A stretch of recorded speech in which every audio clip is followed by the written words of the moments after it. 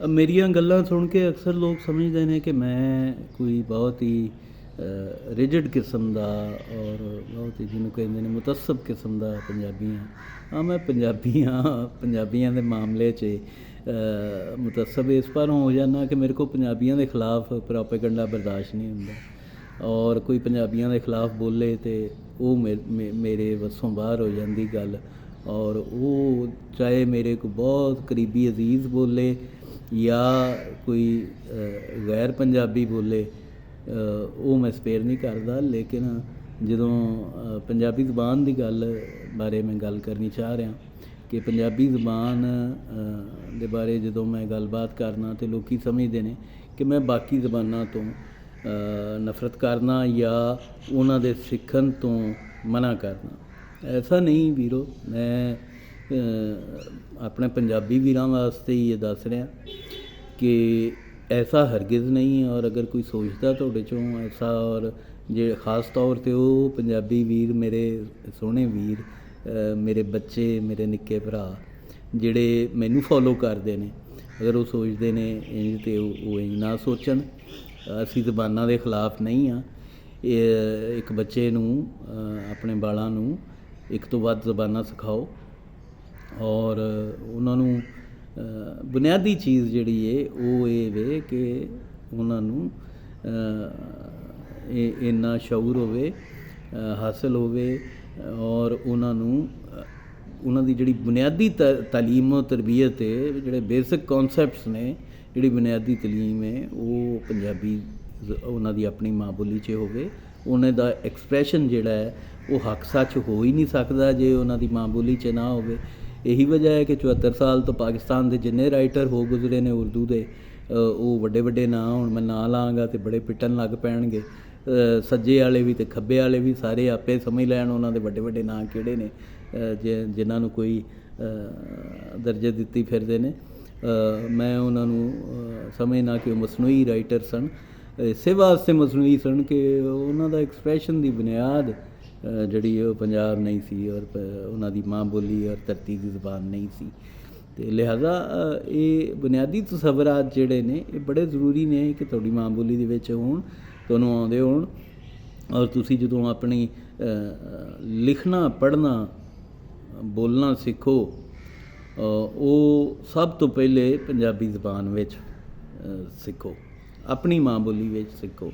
ਅਗਰ ਤੁਸੀਂ ਸਿੰਧੀ ਹੋ ਤਾਂ ਸਿੰਧੀ ਵਿੱਚ ਸਿੱਖੋ, ਪਸ਼ਤੂਨ ਹੋ ਤਾਂ ਪਸ਼ਤੋ ਵਿੱਚ ਸਿੱਖੋ, ਔਰ ਬਲੋਚ ਹੋ ਤਾਂ ਬਲੋਚੀ ਵਿੱਚ ਸਿੱਖੋ। ਲੇਕਿਨ ਜਿਹੜੀ ਗੱਲ ਹੈ ਜ਼ਬਾਨਾਂ ਦੇ ਬਾਰੇ 'ਚ, ਉਹਦੇ ਵਾਸਤੇ ਮੈਂ ਆਪਣੀ ਕੌਮ ਦੇ ਲੋਕਾਂ ਨੂੰ ਇਹ ਜ਼ਰੂਰ ਕਹਿਣਾ ਚਾਹਾਂਗਾ ਕਿ ਜ਼ਬਾਨਾਂ ਜ਼ਰੂਰ ਸਿੱਖੋ, ਦੂਜੀਆਂ ਜ਼ਬਾਨਾਂ ਜ਼ਰੂਰ ਸਿੱਖੋ, ਔਰ ਕੋਸ਼ਿਸ਼ ਕਰੋ ਕਿ ਮਾਂ ਬੋਲੀ ਸਿੱਖਣ ਤੋਂ ਬਾਅਦ ਉਹ ਤੁਹਾਡੇ ਜਿਹੜੇ ਬੱਚੇ ਨੇ ਉਹ 14 ਸਾਲ 12 ਸਾਲ ਦੀ ਉਮਰ ਤੱਕ ਕਮ ਅਜ਼ ਕਮ ਨਹੀਂ ਤੇ 3-4 ਜ਼ਬਾਨਾਂ ਜ਼ਰੂਰ ਸਿੱਖ ਚੁੱਕੇ ਹੋਣ, ਜਿਹਦੇ ਵਿੱਚ ਉਹ ਜ਼ਬਾਨਾਂ ਸਭ ਤੋਂ ਅਹਿਮ ਨੇ ਜਿਹੜੀਆਂ ਕਿ ਇਲਮ ਦੀਆਂ ਜ਼ਬਾਨਾਂ ਨੇ, ਜਿਨ੍ਹਾਂ ਦੇ ਵਿੱਚ ਦੁਨੀਆ ਦੇ ਉਲੂਮ ਨੇ। ਫਿਰ ਉਹ ਜ਼ਬਾਨਾਂ ਸਭ ਤੋਂ ਅਹਿਮ ਨੇ ਜਿਨ੍ਹਾਂ ਦੇ ਵਿੱਚ ਰੋਜ਼ਗਾਰ ਹੈ। ਇਹ ਬਹੁਤ ਜ਼ਰੂਰੀ ਹੈ। ਅਸੀਂ ਰੋਟੀ ਤੋਂ, ਬਾਬੇ ਹੋਰੀ ਕਹਿ ਗਏ ਸਨ, 6ਵਾਂ ਰੁਕਨ ਟੁੱਕਰ ਹੈ, ਅਤੇ ਰੋਟੀ ਯਾਨੀ ਰੋਜ਼ਗਾਰ ਜਿਹੜਾ ਉਹ ਚੇਤੇ ਰਹਿਣਾ ਚਾਹੀਦਾ ਸਾਨੂੰ। ਜ਼ਬਾਨ ਜਿਹੜੀ ਓਪਰੀ ਭਾਸ਼ਾ ਤੋਂ ਸਿੱਖਣੀ ਹੈ, ਉਹਦਾ ਇੰਟਰਨੈਸ਼ਨਲ ਲੈਂਗੁਏਜ ਹੋਣਾ, ਉਹਦਾ science and technology the language ਹੋਣਾ, ਇਹ ਬੁਨਿਆਦੀ ਚੀਜ਼ਾਂ ਨੇ। ਇਹ ਹੋਣਗੀਆਂ ਅਤੇ ਉਹ ਰੋਜ਼ਗਾਰ ਮਿਲੇਗਾ। ਸਾਡੇ ਪੰਜਾਬੀ ਵੀਰਾਂ ਵਾਸਤੇ, ਜਿਹੜੇ ਮੁਸਲਮਾਨ ਪੰਜਾਬੀ ਨੇ ਲਹਿੰਦੇ ਪੰਜਾਬ ਦੇ, ਇਹਨਾਂ ਵਾਸਤੇ ਅਰਬੀ ਵੀ ਮੈਂ ਸਮਝਣਾ ਕਿ ਇੱਕ ਬਿਹਤਰ ਚੋਇਸ ਹੈ। ਇਹਦੇ ਨਾਲ ਰੋਜ਼ਗਾਰ ਮਿਲ ਜਾਂਦਾ ਉੱਥੇ ਜਾ ਕੇ। ਲੇਕਿਨ ਮੈਂ ਵੀ ਸੁਣਿਆ ਕਿ ਜਿਹੜੀ ਅਰਬੀ ਇੱਥੇ ਸਿਖਾਈ ਜਾਂਦੀ ਉਹ ਉੱਥੇ ਜਾ ਕੇ ਕੰਮ ਨਹੀਂ ਆਉਂਦੀ। ਉੱਥੋਂ ਦੀ ਅਰਬੀ ਹੋਰ ਹੈ, ਇੱਥੋਂ ਦੀ ਅਰਬੀ ਜਿਹੜੀ ਮਾਸਟਰ ਸਿਖਾਉਂਦੇ ਨੇ ਉਹ ਬੁਕਿਸ਼ ਹੁੰਦੀ। ਮੈਂ ਵੀ ਵਿਆਹ ਦੌਰ 'ਚ ਸਕੂਲ 'ਚ ਥਾਂ 'ਤੇ ਇੱਕ ਵਾਕਿਆ ਚੇਤੇ ਆ ਗਿਆ ਕਿ ਮੈਂ ਬਹੁਤ ਹੀ ਮਾੜਾ ਸਟੂਡੈਂਟ ਸਾਂ, ਅਤੇ ਉੱਥੇ ਅਰਬੀ ਸਾਨੂੰ ਮਜ਼ਮੂਨ ਲਾਜ਼ਮੀ ਰੱਖਿਆ ਗਿਆ।